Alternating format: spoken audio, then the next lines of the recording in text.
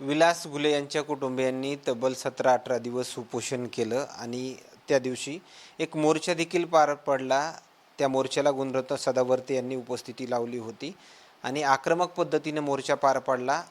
त्यानंतर 8 दिवसाचं अल्टिमेटम जे आहे ते दिलं होतं. आरोपींना कारवाई करावी त्यांच्यावर आणि अटक करण्याची मागणी देखील त्या दरम्यान केली होती. आज जवळपास 8 दिवस संपत आहेत. माझ्यासोबत परत जे उपोषणकर्ते आहेत रमेश घुले माझ्यासोबत आहेत, विलासचे बंधू. जे काही 5-7 दिवसाचा कालावधी गेला तुमच्यामध्ये आणि जे काही तपास यंत्रणा काम करतात, जे अधिकारी काम करतात, काही चर्चा वगैरे झाली? हो, काल जवळपास 4 तास CID ऑफिसला होतो आम्ही. त्यांनी पूर्ण CDR आम्हाला दाखवले. जे समजा घटनास्थळी कदमवाडी येथे मंदिरावर जी बैठक झाली, त्या बैठकीमध्ये जे कटामध्ये जे 2 आरोपी आहेत, त्यांची आणि जे मारेकरी आहेत त्यांची जी चर्चा झाली की तुम्ही बांगड्या भरा, यांचे CDR दाखवले. तर त्यांचे 4-4, 5-5 कॉल आहेत. एक घटनेच्या अगोदर पण कॉल आहेत, एक 2 तास 3 तास अगोदर, आणि घटना झाल्यानंतरही त्यांचे सतत कॉल आहेत. आणि स्पष्ट CDRमध्ये जो आणखी एक आरोपी आहे त्याच्या मार्फत सर्व सौरभ सोनवणेला जी संपर्क झाला, बालाजी सोनवणेला संपर्क झाला, तो घटनास्थळी आजूबाजूला टावरखाली स्पष्ट दिसून येतोय.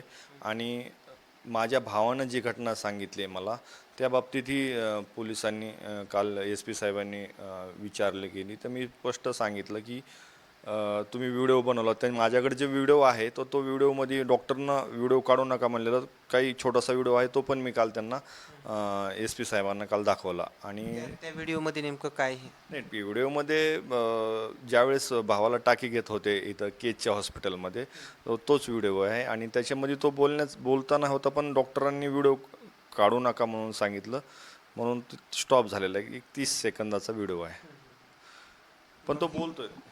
बाकी जी काही चर्चा वगैरे झाली त्याच्यावरती जे काही संबंधित इतर आरोपी वगैरे वाढण्याचे काही चान्सेस आहेत का त्या डिटेल्समध्ये? स्पष्ट स्पष्ट CDRमध्ये दिसून येत आहेत. आणि या कटामध्ये त्यांचा 100% हात आहे हे CDRमधून बी दिसून येत आहे. आणि काही बैठकीमध्ये आजूबाजूला जे होते साक्षीदार ते पण समोर यायला आता तयार आहेत. आणि किती तासाचा वेळ दिला तुम्हाला हे चर्चा वगैरे करण्यासाठी? 3-4 तास SP साहेबांनी सगळ्या गोष्टी समजून घेतल्या. त्यांनीही पूर्ण मला तपास दाखवला गेला. CDR किती कॉल झाले, 20-20, 15-15, 20-20 कॉल आहेत. घटनेच्या अगोदरपासून घटना झाल्यानंतर 3-4 दिवस 25 तारखेपर्यंत कंटिन्यू कॉल आहेत.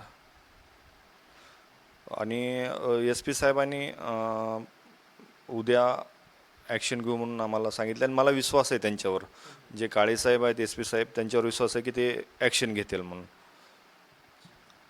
किती कुटुंबातील किती जण तुम्ही या प्रशासनाला भेटण्यासाठी वगैरे गेला होता? नाही, मी आणि माझे नातेवाईक 2-3 जणच गेलो होतो. कारण त्याचा इफेक्ट थोडा वेगळा होतो आहे सर्वांनीला, की काही जणांचे जे गैरसमज आहेत ते पण आता दूर होते. की कोणाचे गैरसमज असे होते की यांनी राजकारण्याचं ऐकून नाव घेतलं, हे गैरसमज बी आता दूर होतील सगळ्यांचे. आणि कोणी याला जातीय रंग दिला जातो आहे. घटनामुळे मुळामध्ये कशी घडली, कुणी घडवली, हे आता पोलिसांनी CDR हे सगळं जग जाहीर करावेत. मुळामध्ये माझ्या भावाचा पार्टनर आकाश चाळक म्हणून हा मराठा समाजाचा आहे. तो घटनास्थळी ह्या घटनेचा साक्षीदार आहे. त्याचा वावर पूर्ण माझ्या फॅमिलीसोबत आहे. माझ्या भावाचा वावर त्याच्याबरोबर आहे. आणि मीही घरातून बाहेर निघाल्यापासून माझ्याबरोबर मराठा बांधव घरी येईपर्यंत सोबत असतात. याला जातीय रंग दिला जातो. ती माझी एवढीच विनंती आहे की सर्व समाजातील बांधवांना की या घटनेला जातीय रंग देऊ नका, राजकीय रंग देऊ नका.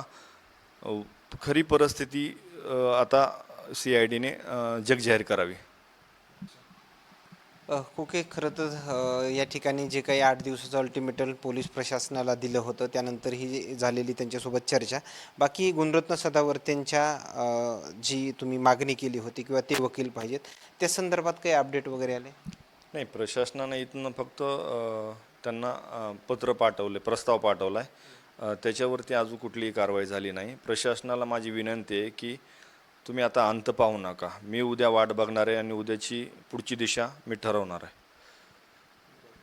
बाकी सरकारकडं देवेंद्र फडणवीस यांच्याकडं काही मागणी वगैरे राहणार नाही इतर कोणत्या विषयासाठी? या गटामधील मेन सूत्रधार आहे आणि CDR प्रमाणे आणि घटनास्थळी आता जी साक्षीदार समोर आहे यांना तात्काळ अटक करावी आणि आमच्या ज्या मागण्या आहेत या तात्काळ आज पूर्ण कराव्यात.